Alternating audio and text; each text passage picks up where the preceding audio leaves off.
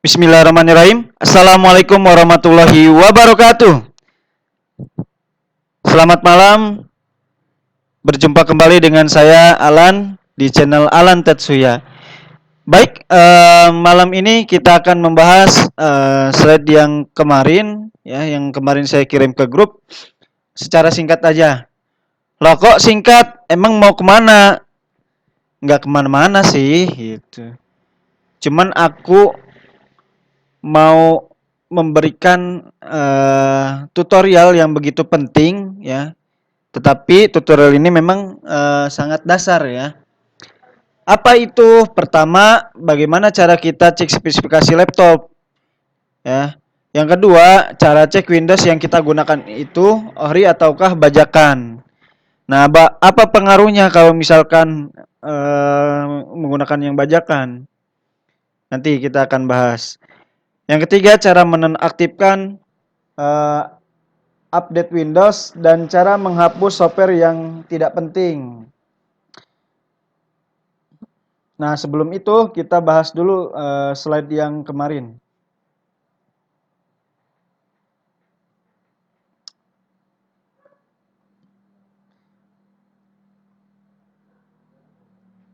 Nah, pada part 2 ini saya mengusung tema yaitu bagaimana cara kita mengetahui Windows, salah satunya dengan cara mengenal sistem operasi Windows dulu. Nah, lanjut aja. Sistem operasi, ya, biasa disebut SO singkatannya atau OS. Apa artinya? Seperti yang sudah disinggung tutorial sebelumnya, bahwa sistem operasi itu adalah salah satu perangkat lunak, ya, yang bertanggung jawab mengatur atau mengontrol kinerja perangkat keras, ya, dan menjalankan aplikasi software di dalam suatu sistem komputer. Nah, minggu lalu kan udah disinggung, kalau adanya hardware tanpa adanya sistem operasi ya percuma, gitu. Percuma kayak gimana? Ya ibarat si hardware tadi, si laptop tadi atau si komputer tadi ya ibarat alat aja gitu, alat kosong gitu, nggak bisa digunakan. Jadi fungsinya sistem operasi itu menjembatani kinerja hardware dengan software agar keduanya bisa saling bekerja sama, ya, agar keduanya bisa digunakan gitu. Contoh, ya, ada hardware tapi softwarenya nggak ada, ya nggak bakal bisa digunakan. Adanya software, ya, terus hardwarenya nggak ada, gimana jadinya? Ya nggak bakal digunakan juga, sistem operasinya ya percuma. Lalu ada aplikasi. Nah, nanti kita akan bahas tentang aplikasi. Kita lanjut. Mari berkenalan dengan OS atau sistem operasi. Nah, kita walaupun saya membahas ini, kita juga harus mempunyai referensi, ya, mempunyai sumber juga. Mari kita lihat para sumber itu mengatakan sistem operasi itu bagaimana. Nah, saya mengutip dua ahli. Yang pertama Mas Abraham dan yang kedua yaitu Mbaim Rusyamsi. Nah, Mas Abraham mengatakan sistem operasi adalah sebuah program yang bekerja sebagai perantara klien atau pengguna dengan hardware komputer. Maksudnya kayak gimana? Jadi sistem operasi ini adalah perantara, ya. Perantara itu apa sih? Ya kata kita mah calo gitu, ya. Kalau bahasa ininya atau mak comblang, ya. Antara klien itu apa? Berarti si pengguna, saya gitu, ya, atau kita yang menggunakan komputer tadi dengan hardware komputer. Jadi sistem operasi itu perantara supaya ke kita, perantara juga ke hardware supaya kita tuh bisa menggunakan hardware, ya. Bayangkan kalau kita nggak ada sistem operasi ya kita menggunakan laptop ya hanya ya kayak gitu, itu nggak bisa dipakai. Adanya HP yang canggih tapi misalkan sistem operasinya nggak ada ya nggak bakal bisa digunakan gitu. Ibarat HP yang matot gitu. Nah, sedangkan pendapat Mbak Im, ia mengatakan sistem operasi merupakan perangkat lunak yang mempunyai tugas untuk mengontrol perangkat keras dan juga operasi dasar dari sistem lainnya, termasuk dalam menjalankan program aplikasi. Ya, merupakan perangkat lunak yang mempunyai tugas untuk mengontrol ya, berarti ya yang namanya mengontrol yang mengatur perangkat keras dan juga operasi dasar dari sistem lainnya termasuk dalam menjalankan program aplikasi. Nah, seperti tadi bahwasannya adanya hardware yang canggih, aplikasi yang keren, tanpa adanya sistem operasi yang nggak bakal bisa digunakan si aplikasi itu. Misal kalau di Android ya, umumnya hampir rata semua dari diantara kita itu menggunakan HP Android. Di HP Android kita bisa download aplikasi WhatsApp, lalu Instagram, Telegram, Facebook, dan lain sebagainya. Itu aplikasi yang keren-kerennya.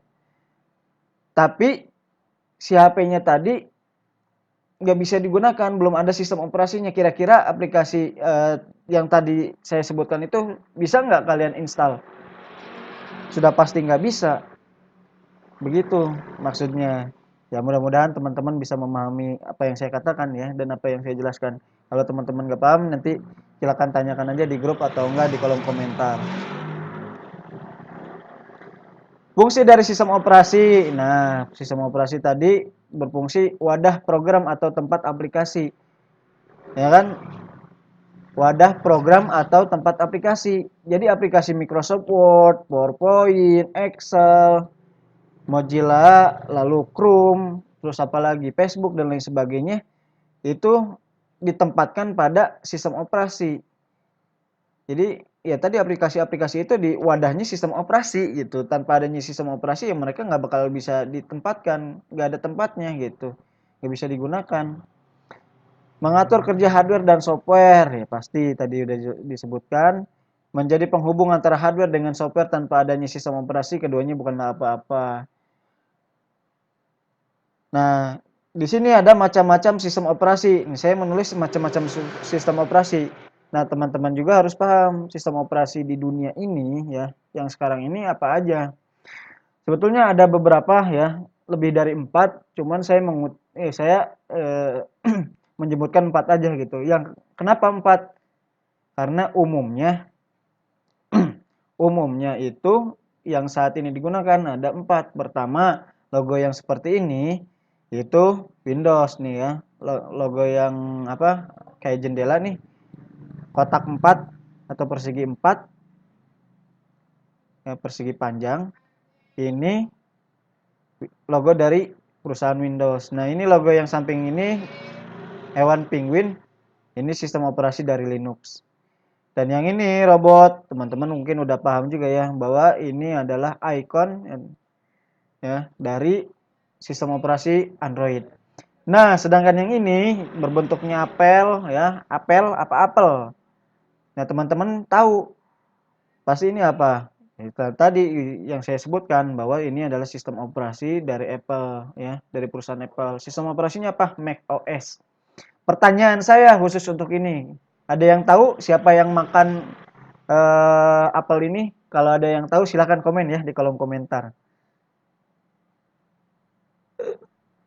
Nah, macam-macam sistem operasi, kita singkat aja sistem operasi itu seperti tadi yang saya sebutkan ada 4. Pertama Windows, Mac OS, Linux, dan Android. Sedangkan Windows mempunyai beberapa versi. Cuman versi yang masih digunakan saat ini, yang masih trending, yaitu Windows 7, Windows 8, dan Windows 10. Ada juga Mac OS ya, atau Apple. Linux ini juga sama seperti Windows, banyak versinya.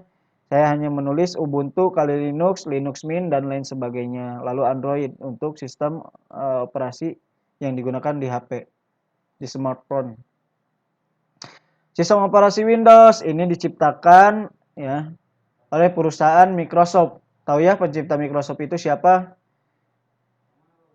Nah, ini versi-versi dari Microsoft. Pertama Windows NT, Windows 95, Windows XP.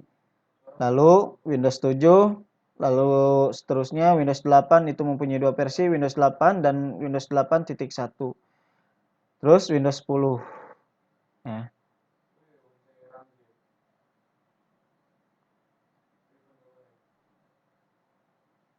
Mana nih? Kelebihan dan kekurangan Windows. Kelebihannya, Windows mudah digunakan, ya kan? Hampir semua manusia, terutama yang di Indonesia, masyarakatnya itu menggunakan sistem operasi Windows.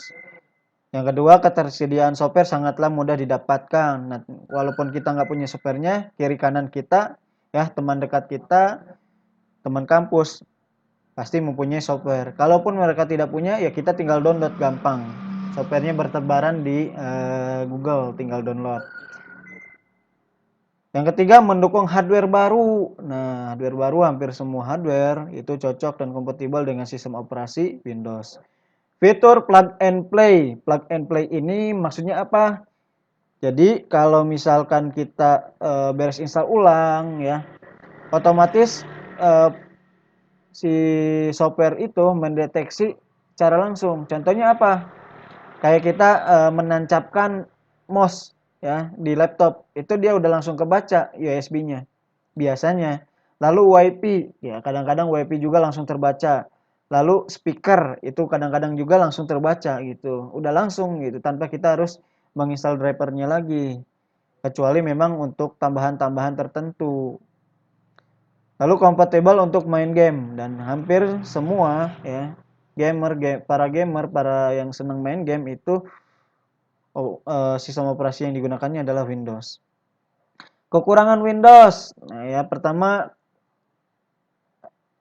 source kodenya itu tertutup. Jadi kita nggak bisa mengembangkannya, tidak bisa mengacak-ngacak gitu ya, nggak bisa tahu lebih dalam cara pembuatan aplikasi Windows itu kayak gimana. Jadi ini tertutup. Ya, bahkan ketika kita menginstal sistem operasi itu tidak bisa dilanjutkan ke tahapan selanjutnya atau step selanjutnya tanpa kita menyetujui aturan yang sudah dibuat oleh aplikasi Windows tadi, perusahaan Microsoft ya. Sistemnya tidak stabil. Loh kok sistemnya nggak stabil? Maksudnya apa? Sistem operasi yang tidak stabil ini cenderung biasanya beberapa bulan kemudian atau beberapa tahun kemudian sering terdapat error gitu ya, entah itu dari virus misalkan atau ketika kita pakai internetnya lambat gitu, bukan dikarenakan karena kuota gitu. Yang ketiga, keamanannya lemah, gampang untuk diretas, gampang untuk dihack, gampang untuk dibobol, gampang untuk dimata-matai ya. Sistem operasi Windows tuh gitu kelemahannya. Makanya kita harus menginstal antivirus ya. Cuman kadang antivirus juga bawa virusnya tersendiri. Lisensinya mahal. Nah, ini lisensi kalau kita pengen beli lisensi supaya Windows kita itu ori langsung dari perusahaan Microsoft-nya itu, untuk lisensinya kisaran di angka 1 juta ke atas. Bayangkan ya, install ulangnya 100.000 tapi lisensinya 1 juta ke atas. Manual installer ya. Jadi maksudnya apa? Kalau kita udah install ulang, ya kan yang namanya diinstal ulang, di reset ulang ya ke setelan pabrik, aplikasi-aplikasinya yang lain ya pasti harus diinstal lagi. Sama halnya ketika kita menyetel HP kita ke aturan pabrik. Aplikasi yang udah ada ya maka harus diinstal lagi seperti aplikasi WhatsApp, lalu ya browser, Instagram, Telegram dan lain sebagainya. Masih banyak yang lainnya ya. Begitu. Sistem operasi Linux. Nah, Linux ini ya kalau misalkan di kalangan pengguna internet, mahasiswa, lalu pekerja kantoran udah pada tahu tentang sistem operasi Linux ya. Seperti itu. Nah, Linux adalah suatu sistem operasi yang bersifat multi-user dan multitasking, dapat berjalan di berbagai platform termasuk prosesor Intel 386 maupun yang lebih tinggi. Gitu. Jadi si Linux ini tidak membeda-bedakan. Mau dia dibarengin sama sistem operasi Windows itu bisa, mau dipakai ke sistem operasi yang lain juga, bukan sistem operasi maaf, digunakan kepada prosesor yang lebih rendah atau yang lebih atasnya cocok juga gitu. Jadi kompatibel Linux tuh. Sistem operasi ini mengimplementasikan standar POSIX. Linux dapat beroperasi secara baik dengan sistem operasi yang lainnya. Seperti tadi yang saya sebutkan. Distribusi Linux, versinya Linux nih ya. Sebetulnya banyak, cuman saya tulis ini yang umum ya. Debian, Kali Linux, Ubuntu, Fedora, dan Linux Mint. Nah, bagi teman-teman yang belum pernah mencoba Linux Mint, saya sarankan untuk mencoba Linux ya, Linux yang ini nih, Linux Mint. Kenapa harus Linux Mint? Karena Linux Mint ini sangat mudah untuk dipelajari. Dan yang kedua, tampilannya itu sama seperti Windows 7. Begitu. Nah, ini kelebihan dari Linux. Kelebihan dari Linux dapat menggunakan multi user ya. Bisa digunakan oleh banyak pengguna. Dapat menggunakan multiprosesor. Ya, multiprosesor seperti tadi. Bisa dicocok apa aja ya, prosesor apa aja bisa digunakan gitu. Si Linux ini cocok untuk prosesor apa aja. Dapat menggunakan multitasking yang memungkinkan menjalankan banyak program secara bersamaan. Nah, kalau Windows itu kalau kita buka aplikasi-aplikasi yang berat, dia akan ngehang. Tapi kalau Linux itu kita jalankan 4, 5 aplikasi, dia akan berjalan dengan normal gitu. Jadi enaknya Linux tuh kayak gitu. Bagus dalam hal security keamanannya. Nah, perusahaan-perusahaan besar yang ternama itu bukan lagi menggunakan sistem operasi Linux, tetapi bukan lagi menggunakan sistem operasi Windows. Rata-rata menggunakan sistem operasi Linux. Kenapa? Karena ya tadi salah satunya keamanannya itu sangatlah bagus. Tidak dapat terjangkit virus juga gitu ya. Pokoknya aman gitu Linux tuh. Karena apa perusahaan harus memakai ini? Karena kan datanya banyak. Nggak mau datanya itu bocor. Kan kalau datanya bocor sama si hack tadi, itu bisa dijual. Atau si yang ngebajaknya itu yang mencuri datanya meminta tebusan ke si perusahaannya itu. Kekurangannya Linux nih. Jadi kita akan bahas dulu kekurangan dari Linux ini. Jadi jangan ketika kalian udah membaca kelebihannya, oh langsung aja nih ganti ke Linux. Ya, sistem operasi Windows ditinggalin. Nggak gitu. Ya, kita lihat dulu kekurangan dari Linux ini. Ketersediaan software. Ya, software yang digunakan Windows dengan software yang digunakan Linux itu sangat berbeda jauh. Makanya ketersediaan software di Linux itu sangatlah terbatas. Kita harus download, kita harus digunakannya itu menggunakan internet. Jadi masih sedikit gitu. Tidak cocok untuk gamer. Nah, para gamer nggak cocok untuk menggunakan ini. Command line ya. Command line ini kebanyakan dari Linux itu kita mengoperasikannya menggunakan Linux atau memainkan sistem operasi Linux ini itu menggunakan kode-kode tertentu ya, kata-kata tertentu yang harus kita pelajari lebih dalam gitu.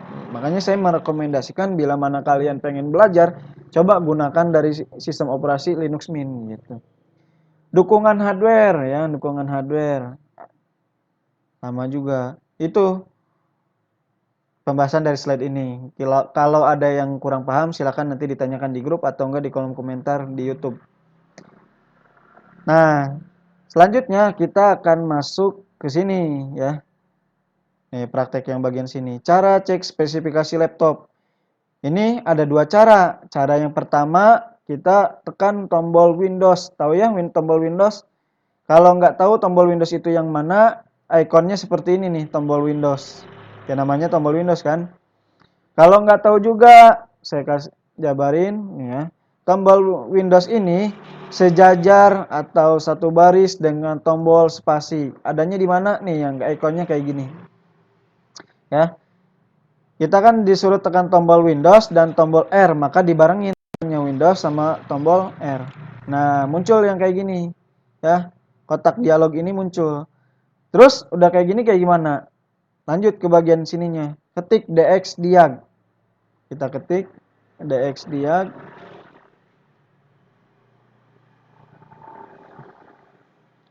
Dxdiag. Oke, kita tunggu prosesnya. Beberapa detik sih. Kita tunggu. Nah, udah muncul. Umumnya yang biasa ditanyakan oleh si penjual, misal kita mau pengen beli laptop nih, ya. yang biasa diposting oleh si penjual, dan kadang si penggunanya itu menanyakan sistem spesifikasi dari laptop itu ada 4 ya. Pertama, sistem operasinya. Yang kedua, prosesornya nih. Rata-rata orang tuh berpatokan kepada prosesornya. Prosesor yang digunakan itu apa? Tujuannya apa? Supaya nggak lemot gitu. Sama halnya ketika kita membeli HP gitu ya. Membeli HP. Itu pasti kita menanyakan spesifikasinya. RAM-nya, kameranya kan. Terus layarnya. Terus prosesor yang digunakannya apa gitu. Nah, kalau di komputer atau di laptop itu cukup 4 aja. Pertama sistem operasi, yang kedua prosesor yang digunakan, terus RAM. Ya, RAM yang kita pakai itu berapa giga? 4 giga gitu. Tujuannya untuk apa? Supaya performanya lebih cepat digunakannya, performanya lebih bagus. Terus yang satunya lagi apa? Kan ada 4. Nah, teman-teman bisa ke display ini ya. Display di sini yang namanya display apa sih? Display itu kan tampilan ya, supaya gambarnya bagus ya. Ini digunakan untuk editing video, terus desain grafis. Para gamers ini memerlukan hal ini ya. Nah, kita harus tahu, dan kalau misalkan PGA-nya apa atau ada PGA-nya enggak, kita bisa lihat di sini. Nah, nama PGA-nya AMD Radeon yang saya gunakan ya. Ini bisa kalian tulis nanti. Terus approx total memory. Ini maksudnya apa? Approx total memory ini maksudnya VGA-nya ini berapa kapasitasnya gitu. Kalau kapasitasnya makin besar, kualitas gambarnya makin bagus. Paham ya sampai sini? Oke, yang selanjutnya nih cara yang kedua ya. Cara yang kedua itu kita bisa menekan ini. Ya, saya close dulu. Menekan Windows Library, ini namanya Windows Library atau Windows Explorer. Kita klik. Nah, langsung kita arahkan aja ke disk PC nih, cari disk PC.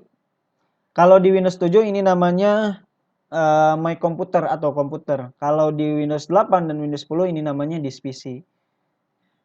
Sekarang kayak gimana? Kita klik di bagian sini, arahkan mouse-nya ini ya.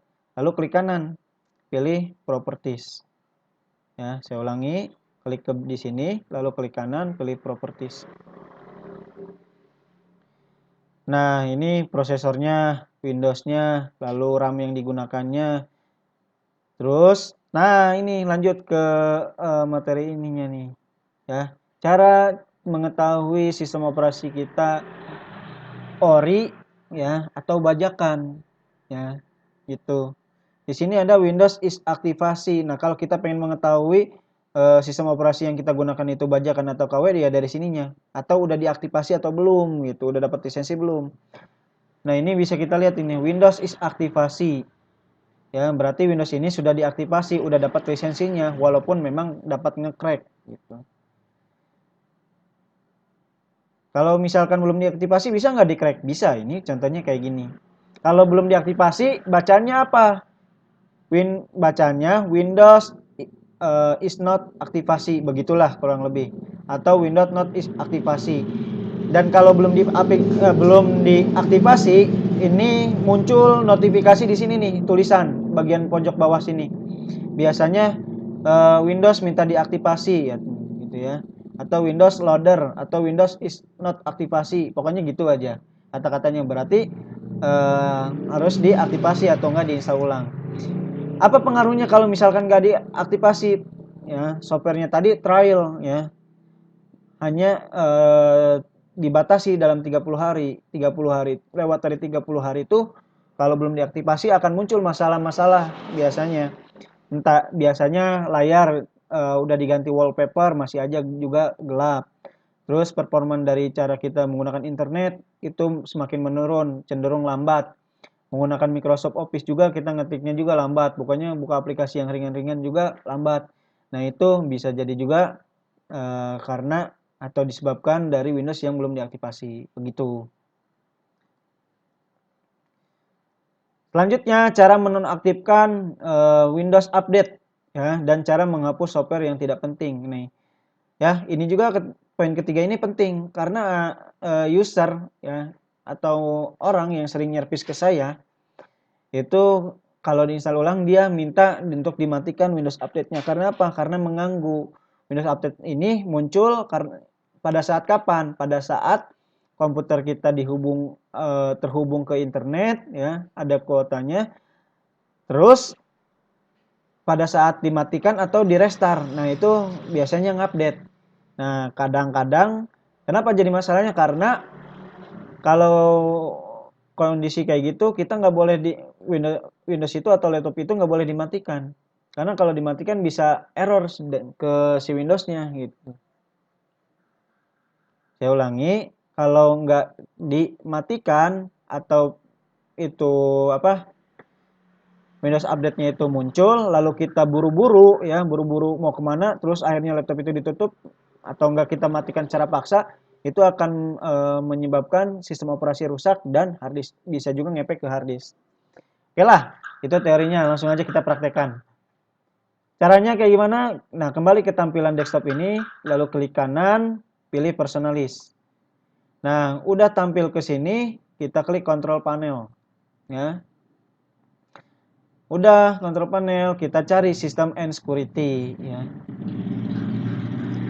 Kalau misalkan nggak ketemu dengan sistem and security, bisa klik aja di sini ya. Bisa ketik sistem and security, kita klik. Nah, udah ada, kita cari bacaannya Windows Update. Kita cari, nah ini Windows Update. Nah, terus kita cari change setting atau klik change setting. Nah, ini udah dimatikan sama saya ya. Never check for update. Kalau belum dimatikan itu kayak gimana? Kayak gini nih. Diklik ini. Bacanya install update otomatis yang direkomendasikan dan ikonnya seperti kayak gini ya, tanda checklist warna hijau. Maka kita matikan, klik, pilih never check. Terus oke. Okay. Nah, begitu. Paham ya? Selanjutnya kita close lagi. Cara menghapus ya. Caranya sama aja. Cara kita mematikan Windows Update, langkah-langkahnya. Kita klik personalis, pilih control panel, lalu di sini ada bagian bawah program. Kita klik aja langsung uninstall program. Nah, kalau teman-teman pengen menghapus aplikasi yang nggak penting, contohnya yang nggak penting itu, tapi jangan sembarangan juga menginstal dan menghapusnya. Misal kita udah menginstal 4 aplikasi antivirus. Kan itu kebanyakan. Nah, 2-nya dihapus. Caranya kayak gimana? Kita klik di bagian sini di softwarenya, lalu di atas ini muncul uninstall. Bisa juga dengan cara klik 2 kali ya. Klik 2 kali. Nah, tunggu prosesnya. Nah, muncul kan. Are you sure you will ya, pokoknya gitulah. Are you sure want to complete remove ya. Apakah kamu yakin untuk menghapus? Kita tinggal pilih aja yes, udah tunggu. Terus kesananya tinggal kayak gimana? Next aja. Begitu. Mudah-mudahan teman-teman bisa memahami apa yang saya sampaikan. Mohon maaf juga kalau misalkan ada kata-kata yang salah. Bukan kata-kata yang salah, banyak juga yang kata-kata yang salah ya.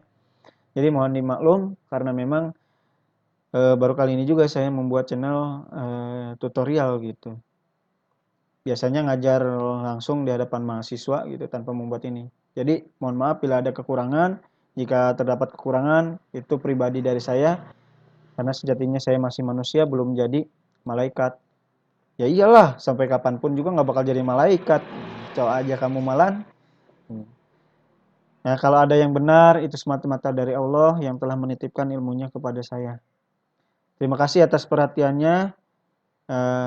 Jika teman-teman ada yang bingung silahkan di komen ya. Ada yang ditanyakan silahkan di komen. Oh iya jangan lupa klik tombol subscribe ya. Saja. Terima kasih atas perhatiannya. Assalamualaikum warahmatullahi wabarakatuh. See you next time.